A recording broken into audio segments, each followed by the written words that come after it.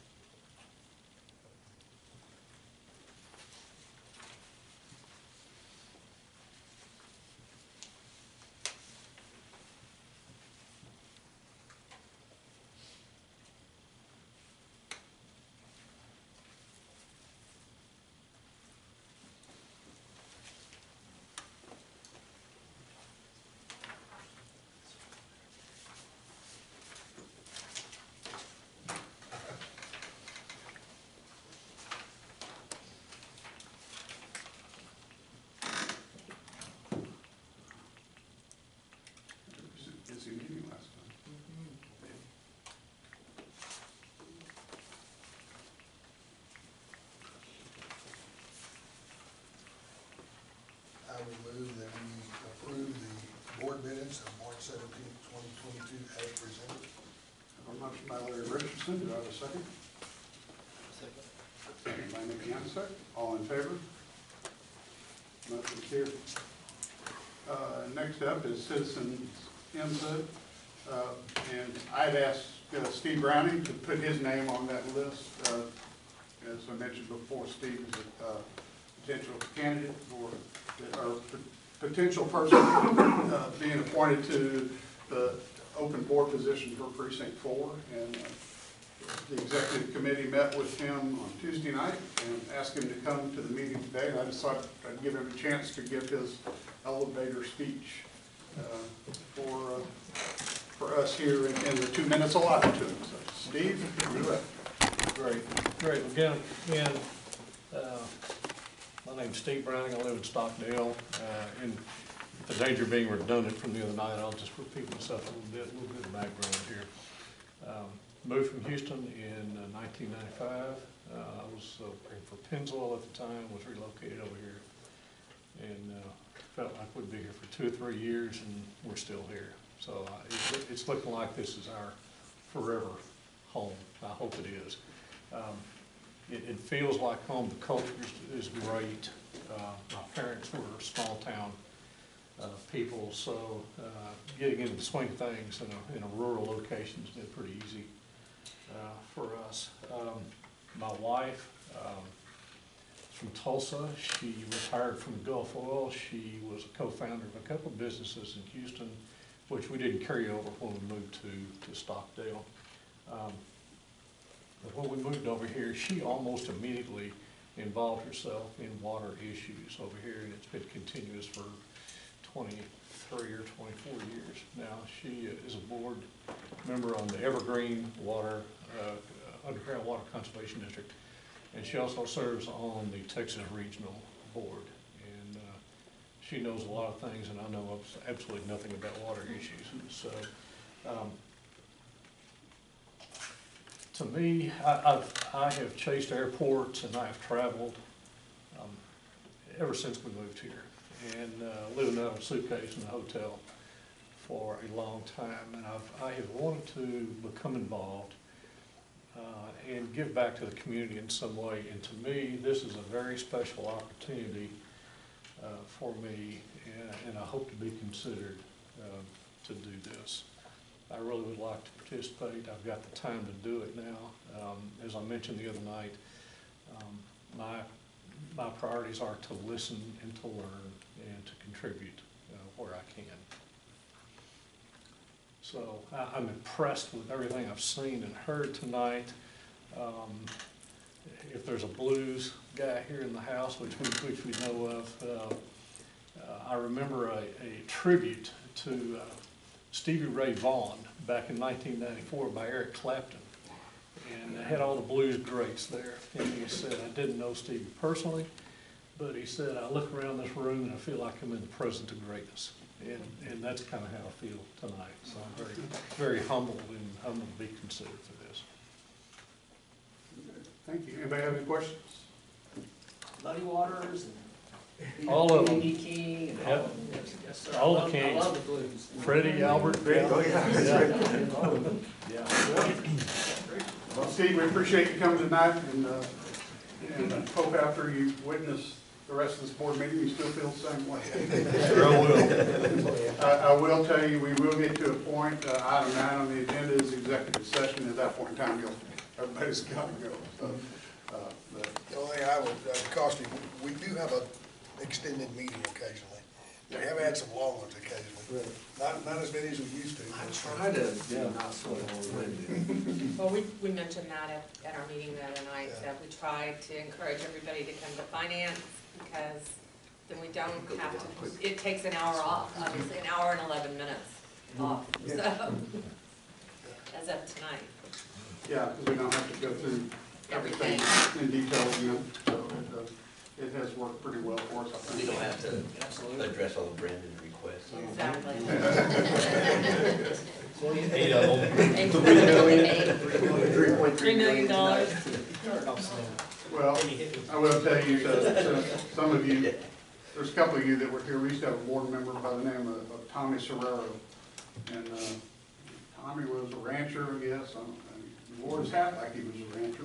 Got the hook up there. They had a hook up there for his That was hat. Ralph. And Tommy was well known for letting us know when we were rambling on too much. So,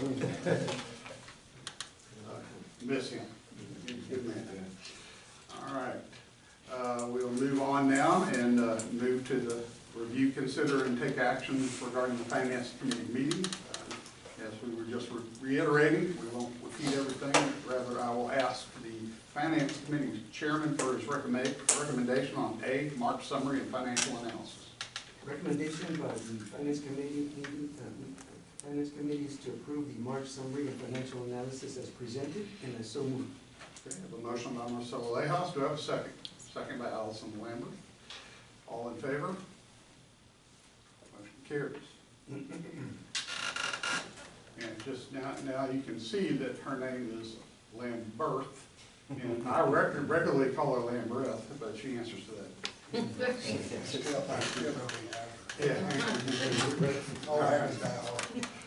Next up, we'll look at capital expenditures, agreements, and lease agreements. First up was the Texas A&M Rural Health Institute Peer Review Services Agreement. What was the recommendation of the Finance Committee? Finance Committee recommends the approval of the Texas A&M Rural Health Institute Peer Review Services, and I so move. I have a motion by Marcelo Lejas, second by Larry Richardson. All in favor? Motion carries. Next up was the Mindray pre-op PACU monitors. Finance Committee recommendation is to approve the Mindray pre-op PACU monitors as presented, and I so move. Motion by Marcelo Lejas. How much was that for? The 130. 130. Here, I'll go, I got it. Sorry, 130. 130. Yeah, if you don't mind. I apologize, I'll leave it up there. Okay, Thank you. for 130, have a motion by Marcelo Lejas, all in, go I'll ahead. second. Okay. Okay, second by Justin Cook, all in favor? Motion carries. Next up is the proposal for the all-pro paving for the main campus parking lot. That is $133,000. What was the recommendation of the Finance Committee? Finance Committee makes a recommendation to approve the expenditure for the main campus parking lot agreement with all pro paving, and I so move. I have a motion by Marcelo Lejas, second by Nick Yansek, all in favor? That's a heck of a deal. All right. Next up is the Meditech hosting agreement, looking to move from Ice Technology to Engage Systems. The agreement is a 3-year agreement for $700,000. What was the recommendation of the Finance Committee? Finance Committee makes a recommendation to approve the hosting agreement with Engage Systems for $700,000 for 3 years, and I so move. Motion by Marcelo Lejas. Do I have a second? Second by Larry Richardson. All in favor? Motion carried. Please note at any time, if I start asking for a second, if there's any request for conversation about it, further conversation, that's the time to speak up. I'm leaving that part out, asking for them, so, but it's inferred. Yes. Okay. Next up is the big one, the recommend the HVAC chiller replacement. It shows 2.3 million up there, but it looks like it's actually more like 1.94. Are we going to approve 2.3 million? Is that what you're? We're asking, yeah, we're asking for the 2.3 so that we can handle such things as the chilling during the time of installation. Temporary, yes, and unexpected costs. So, but we'll let, I'm sure it'll come much less than that, but we'll let you know. Okay, so the request is for an upper limit of $2.3 million. What was the recommendation of the Finance Committee? Finance Committee makes a recommendation to approve the capital expenditure for the chiller systems, and I so move. I do have one question. Yes. We had talked at one time about that system possibly doing some things at the medical office room. Will that do that, or we have to have a separate system when the time comes? This proposal does not include the medical office. But I mean, could it be expanded to that point, or do we have to have a separate system when that Well, time we need comes? another chilling unit.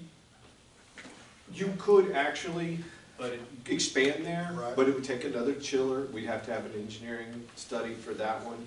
And we just did the renovation, so we have brand new AC Right, units for the okay. most part on So the right down the line. It'd be way down the line before we would be looking at Plus that the direction. connection point, you do, if we connected the two buildings at that point, Right, you'd be better, but if not, you're going down through the underground and back up the building. right. Well, I think the other thing we need to consider too is that the hospital has serious requirements for cooling. You know, any of you who've ever been a patient in the operating room knows it's cold in there. And whereas the medical office building, not so much. Yeah, no, we just, we talked about it, I didn't know whether they had that capacity or not, Yeah. but I, you know, it's not. It's 5 years. Yeah, well, Good. okay. Yeah, we'll review that when we get back around to it, but I think we're okay. Yeah. Any other comments? Great Do I question. have a second? Second by Nick Yanisek. Am I saying that right? Okay, Yanisek? Okay. No J, Lambert. no J.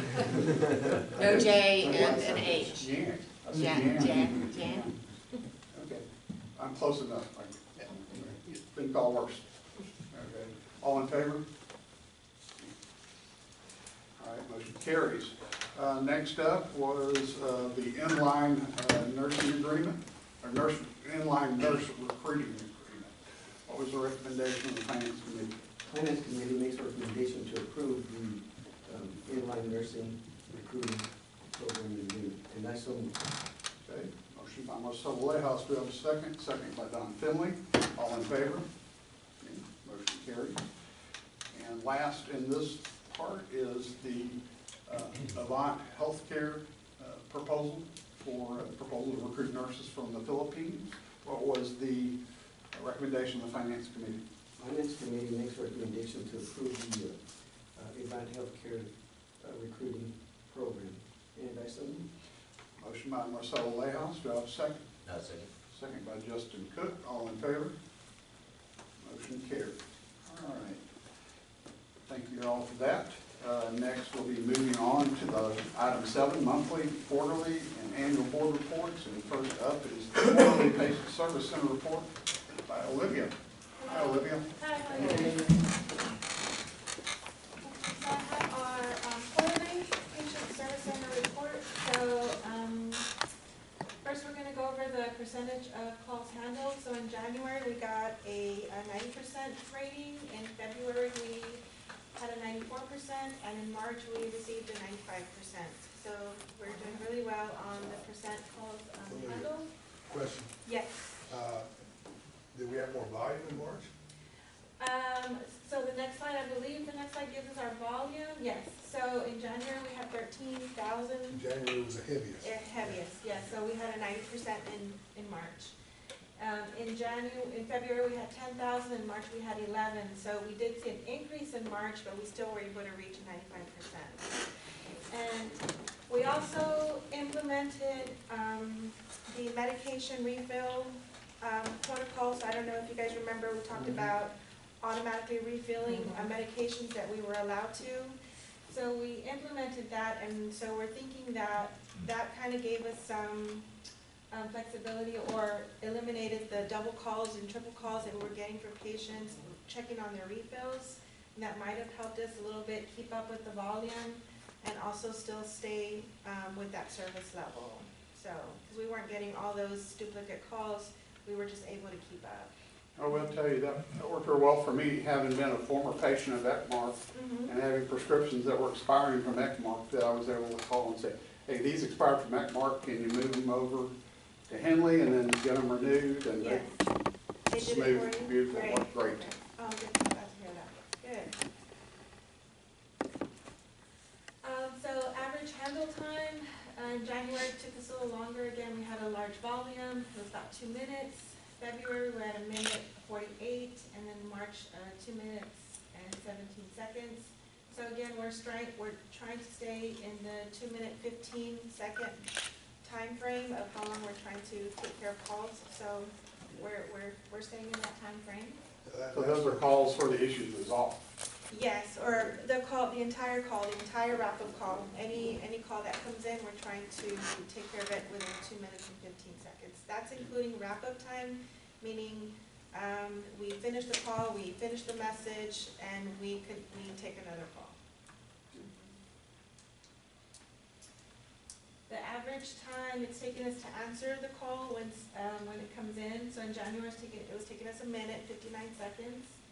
In February, it was taking us 26 seconds, and in March, 23 seconds. Now, I do want to remind you, just to give a little feedback, go back in year 2020, we were taking almost 3 minutes to answer calls, right? In 2021, we were still at a minute, about 49 seconds, 46 seconds. In November, we finally got down to 37 seconds.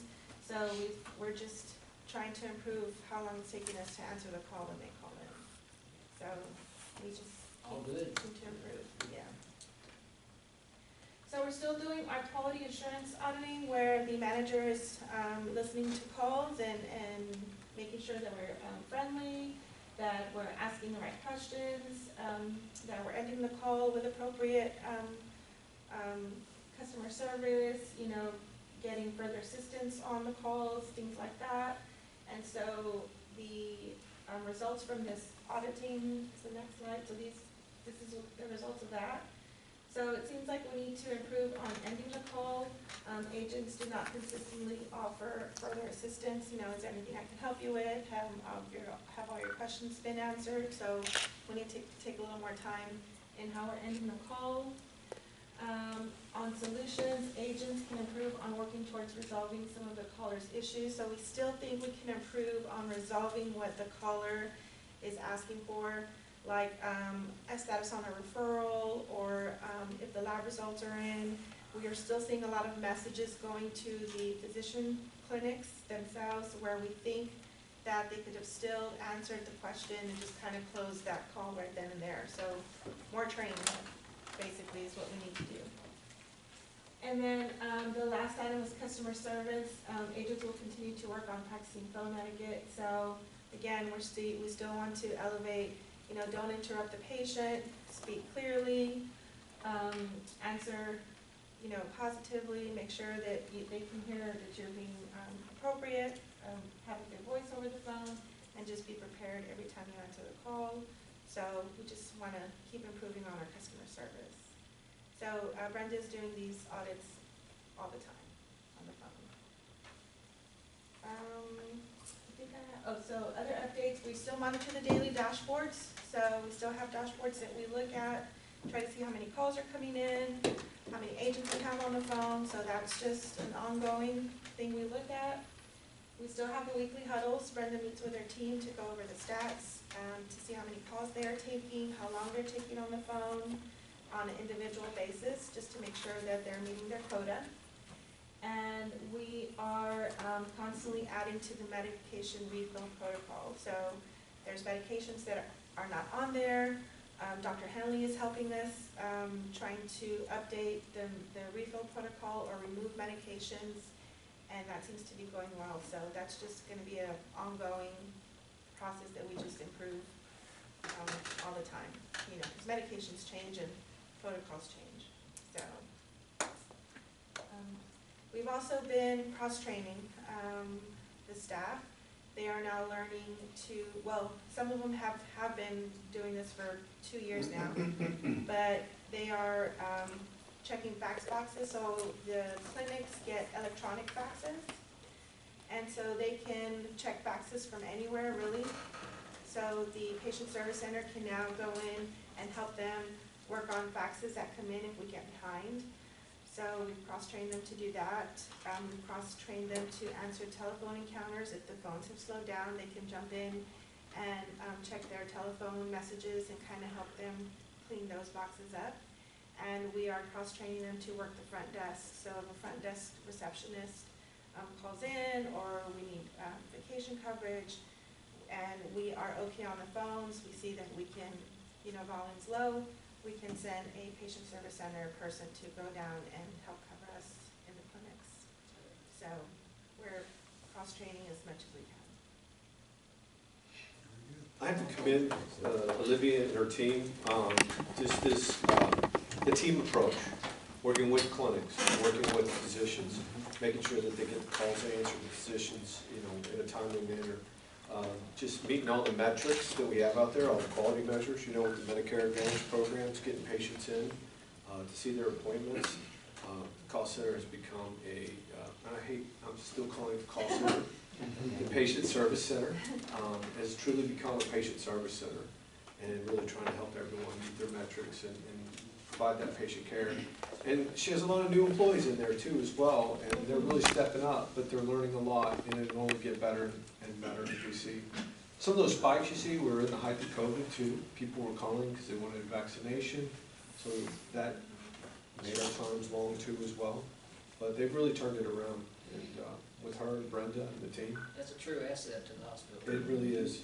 I want to reiterate what you were saying, from where what used to be the call center was before Olivia's arrival to where it is today is amazing. And thank you for your unceasing efforts to get it where it is today. Can't wait to see where you continue. So thank you very much. I get more calls anymore like that, so that's a good thing. Great work. Thank you. We'll keep doing it. Thank you. All right, next up is the quarterly investment report by Kyle Klein. Kim's passing out the current ladder report to show you opportunities to invest in CDs. You can ladder them from a 3-month to a 2-year maturity date, so that we would always have CDs maturing every 3 months. You can see if you go out 2 years, you're going to Can you hang on a second? You run this, I need to recuse myself from this Okay. topic. I will. Let me know what you're done with it. I will. Is this because of your company? Because of my Your company, okay. deal with Wells Fargo. Oh, okay. So we can get up to 2.25%. That's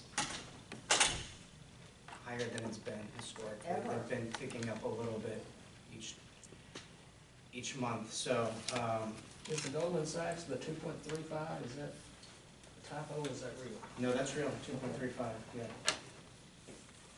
So my suggestion would be to, just pick whatever the highest rate would be for each 3-month period and take the $2 million that we have in the money market account and ladder them, Okay. unless anybody has an objection or, You're talking about laddering 3 months? yeah, Time? yeah. And new rates come out every Tuesday, I believe, so there's always a chance they could pick up even more.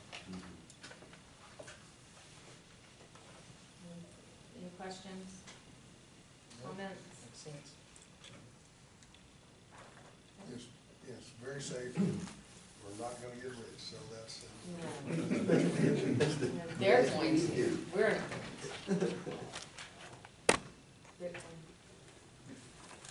We would Didn't love make a the motion. list.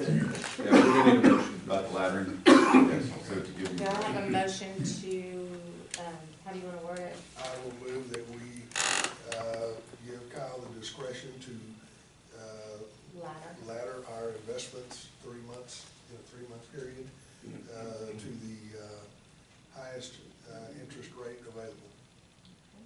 I have a motion by Larry Richardson. Second. Okay. I have a second by Don Finley. All in favor? Okay, motion carries.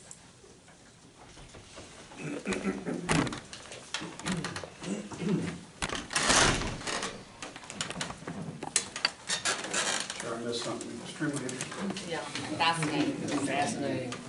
Worth billions of dollars. Yeah. Next up is the marketing report. Caitlin?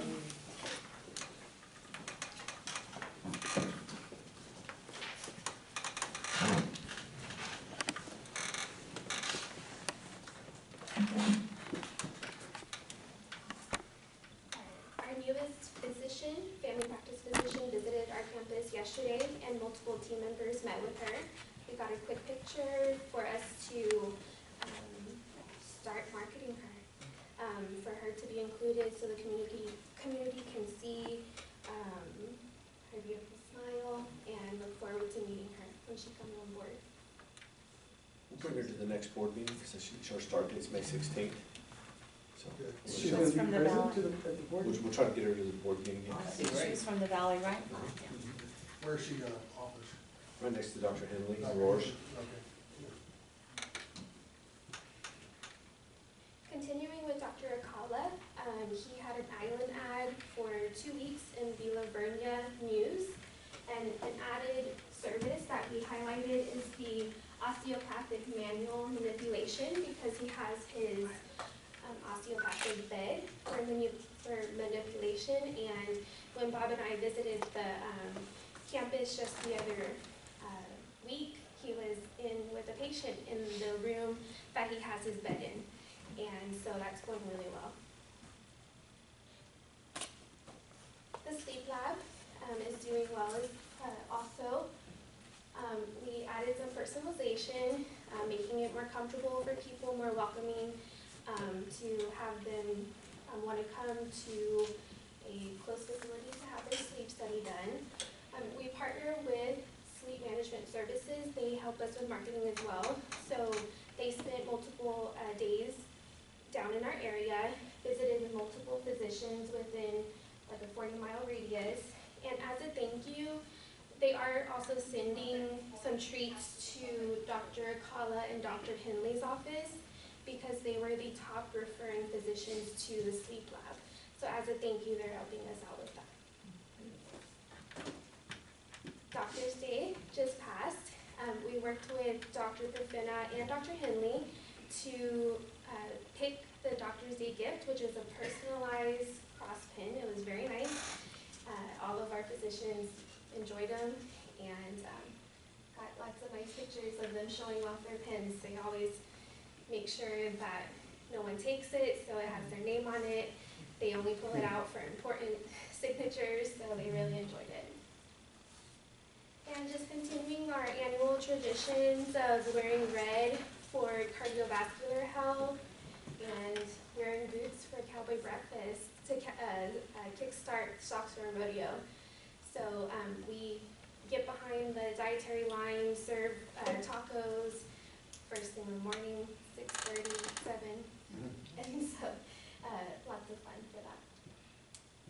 Spiritual care. We've had multiple opportunities from Birdie, and within this last holy season, she has truly been a blessing.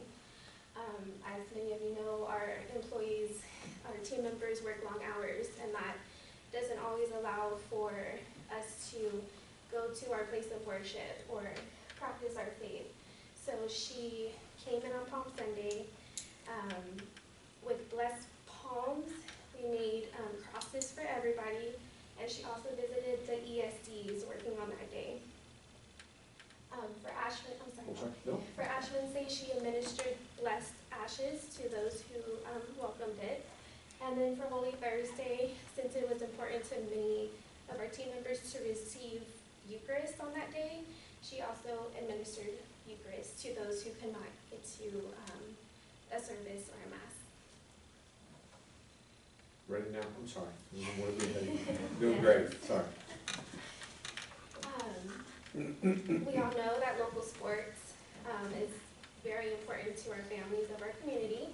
So when we're asked to support the teams in their seasons, we're more than happy to.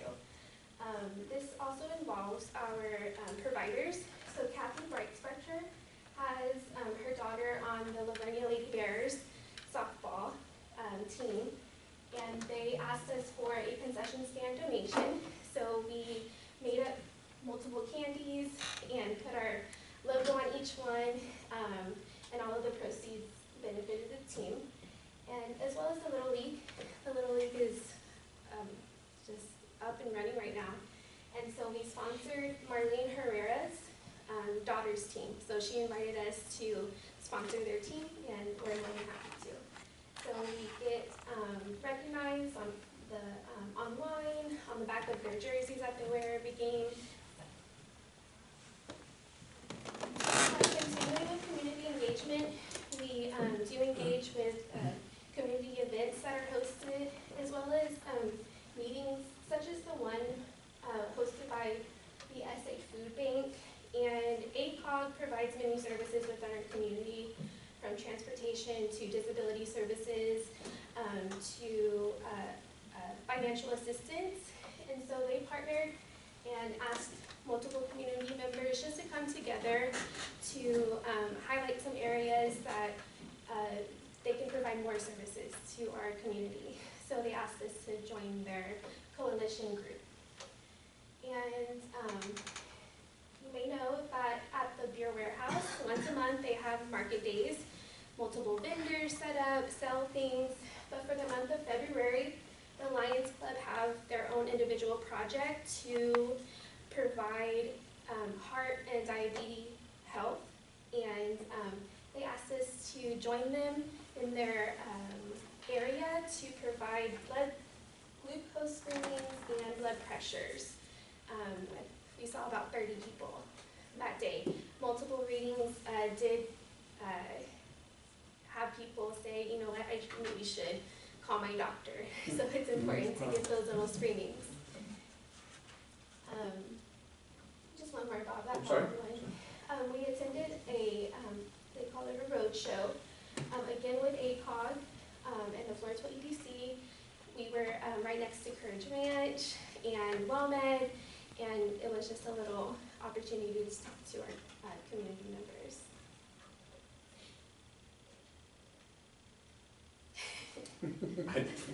Sure, I'm sorry. I'm gonna get the clicker next time. Yes, I'm looking at you next time. Our administration and our physicians, it's so nice for them to attend these events. So the Education Foundations put on galas to raise money for their scholarships, and they get all nice and dressed up and go talk with the guests there. And one coming up is the Courage Ranch Casino Night that we will also be attending. So we purchase tables for these events, and that gets us advertisement for being a table sponsor. Of course, we have to dress Bob up in something. Bunny Bob returns. We made the little candy bags you see. Because we need to get rid of that candy. Please eat it. Please take more. We always prepare too The ears are much. driving me crazy on the bottom right. So Bob was gracious enough to not only see the day shift, but also our night shift. And going to the multiple campuses, so everybody gets to see Bunny Bob. She drove me around so I didn't have to drive in the bunny suit. Just a recap of our golf tournament. So as you can see, we had a record-setting amount raised of over $22,000. And this was a little insert that everybody got into their swag bags. I highlighted the areas that come from the support of this room. So from whole sponsorships, our providers contributing to the funds for sponsoring polls, as well as the generosity of Endeavor sponsoring the contest, Dr. Fina and Nick Yanisic sponsoring the longest drive contests, and our new pain management physician sponsoring the putting contest. So this just shows this room's support, and on behalf of Consolata, they're very grateful for that. Just a little pictures. And some upcoming events right around the corner. Nurses Week, Hospital Week, and we do put EMS because we look forward to inviting the ESCs to our events. So we usually have a barbecue on the last day of Hospital Week, and so we like to have them come through, pick up a little something, and we like to thank you. Next up, we'll move to item A, which is the CEO report.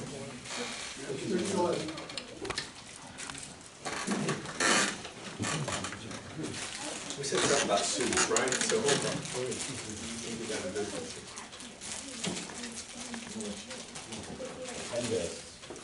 do a few things here real quick. Just a little COVID update, just to let y'all know where we're at. Right now, update as of this morning was 0 patients on the floor, 0 staff out.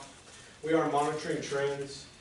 We have a little slight pickup here, but nothing major, no hospitalizations. So our surge score for the hospital, we monitor that as far as how the masking policies, access to the building, screening, those kind of things. So we're at the lowest point on a scale of 0 to 4. So just keep y'all updated. By CDC guidelines, you can go to the CDC website and find out your county's surge score too as well.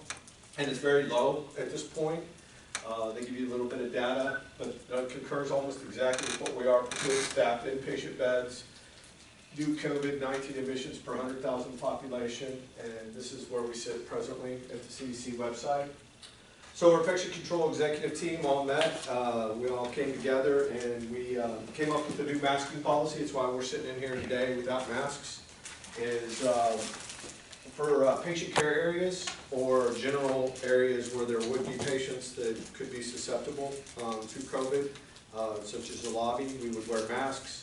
If we're seeing patients on the floor in the ER, then we have a masking policy. But in general areas with us in a low level, we have a requirement of not having masks at this time. And we'll monitor this. We monitor this daily, but we meet on this weekly, and there's times when the surge goes up, we'll meet on this daily too as well. But this is our current policy within the hospital. I would like to really formalize, we need to have 2 meetings. Budget is coming just around the corner. So we have some strategic planning to talk about. Everybody's seen, we talked about the numbers in surgery are going up. We have a physician coming on board. There's a lot of planning. We built ourselves a 1, 3, 5, 10, 20-year plan. But I told you these things ebb and flow. So we need to update it every year and apply to our budget for this year too as well. And we spend about $3 million in capital items, so we gotta watch that too as well. Bylaws Committee, I'd like to shoot for May, so I'll have Kim contact y'all for a good date for May, and for a strategic planning meeting in June if at all possible. Okay, so she'll be reaching out to each and every one of y'all to get that all shored up. Some of the reasons why the lawyer fees were up a little bit is that's in our bylaws for both medical staff and for our board to the lawyers for review and for changes too as well. Is strategic planning and long-range planning the same thing? Yes, sir. I apologize. It's long range. That's just how it's listed on here. Please, please. Want to make sure I'm looking at the right committee. I was adding this last minute, so I apologize. That's Larry's the committee chairman for strategic planning then, and I'll leave it up to him to pick a good date. I'll get with you and we'll figure it out. Sounds Now, great. You're the Bylaws. bylaws, so. Is Thursday normally a better day for everyone? Or is It's that better? fine. Thursday? I think Wednesday was really the only conflict because of church for some of us. Sounds good. So Kim will be reaching out to y'all and we'll firm up a date. We talked about this really already, but we are monitoring our usage of anesthesia because that is the first place where we would grow to allow more space for surgeries. And so we're actively vetting this with contracts right now and coming up with solutions over the next month. I just let y'all know I was reached out, the old hospital, 1301 Hospital Boulevard. I guess back in 2007 when it was sold, there wasn't a formal release of lien, so it just didn't get finalized on the paperwork. And so I've been asked, because it has been sold now, and so we're going to meet as an executive team afterwards, and we'll be bringing that to ratify that at the next board meeting too as well. Executive committee. Executive committee. Yeah, executive. Did I say Yeah. executive committee of the board. Of the board. Thank you. Appreciate it. Dr. David Martinez is one of our candidates for 2023 that we're vetting right now, and he's coming in June. He's really excited. Probably gotten 10 text messages. He's from Texas, and he's currently in Alabama, and he is so excited to get back home, and really excited to come see the opportunity here at Conley Memorial. So we'll see how that works out in June. I think June 10th, correct? So, What kind of doctor?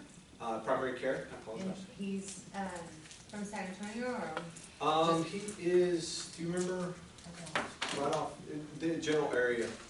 So I'll have to go back and look and I can update y'all. And coming soon to Conley Memorial, Dr. Enrique Iglesias. I apologize. He's coming this Saturday to see how things are going. He likes the area too as well. He is really excited about coming here. He's texted me about 4 or 5 times already. Saturday's our event. Thank you for volunteering to show him around Marcelo with us. And so it'll be an all-day event on Saturday, and we'll see if he's the right fit to us. He graduates this June, and so hopefully that could be someone else too this year. So I'll pause. Family practice too as well, I guess. Just curious, how, I know we've talked about this before, and we'll talk about it again, but how many family practice doctors do we feel like we're short? In the area? No, just us. I mean, I don't think that we can provide everything for the whole area. Maybe we can, I don't know. But, it'd be hard to. Just remember, it all starts with primary care. Sure. So as we bring on new specialists, because I am looking at new specialists, because I did promise y'all I would bring on another specialist. So we've increased all our specialists, and all our specialists are fed by primary care. So as we bring on more and more specialists, we want to make sure we're a feeder for those. And so I would think that I would have room for at least 3, 4 more in the near future that we could bring on. We have brought on one with Dr. Gonzalez. I think we could bring on one more, I think in 2023, 2024. And people do change their minds. People move on, they want to go back home, they want to, we have to be prepared for transition of even our own. People retire, people move on to other positions. And so I think it's just something that we keep having to look at. If we ever have to hold off a year, we can do that. No, I was just trying to figure out what is our current goal. If we could have this many, we would be done for the moment. Our limiting factor right now is space, so we're gonna talk about in long range plans about that, getting busy, getting more space, but we believe the demand, we just gotta keep going. Right. Demand's growing. You know, And the county is growing, so it's the growth in the going to. county's gonna, We we have- have those 3,100. Olivia will probably get mad at me and Brandon will probably get mad at me, but I think I could bring on 3 right now, 3 more. And I think that's our limiting factor. I just know that in general, if you call and try to make an appointment with a primary care physician, you might be 60 to 90 days out. And that doesn't really do you that much good if you're sick today. 3 months out, three more physicians is a goal personally in mind to bring on through 2023. Okay. And we got 1 of them, so I need 2 more. So that's my own personal. And then I did promise a specialist, so I'll be working on that too as well. But we'll need space, we'll have to get that with long-term strategic planning. 17th Annual Denim and Diamonds. We are so ready to have this. So many people are excited. We already have, we haven't even started selling tables, and we have it lined up for at least 20 tables already. This is something we're all excited about. Please help us in the support of Denim and Diamonds. We had a record year for our play shoot. We had a record year for our golf tournament. I'd like to see the record year for this too as well, because this is all in support of our project to get a new CT and have angiogram capabilities with that to support our cardiologist. So this is a great cause. This is for our community. This is for our family, friends, and neighbors.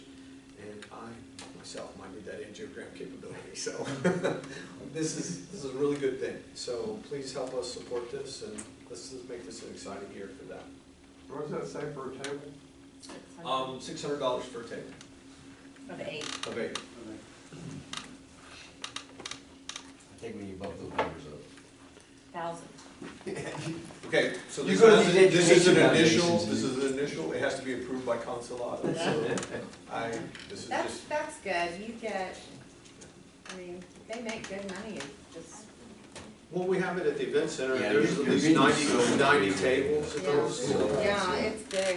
It's a big event. If they It's a very write big event. the big check, $350,000 for the CT, they will need to have a good, Turnout, turnout. absolutely. Because they will be, depleted, I guess is the best word.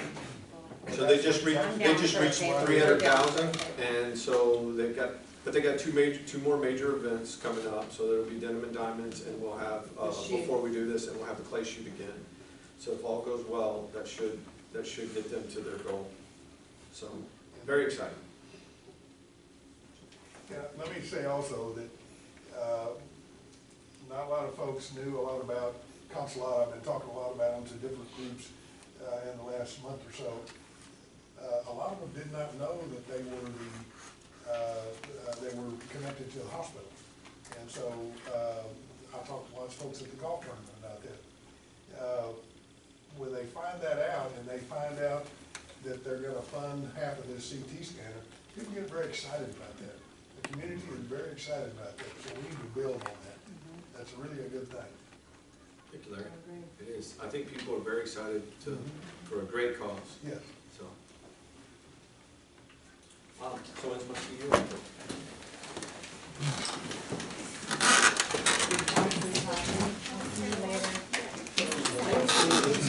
Thank you for coming.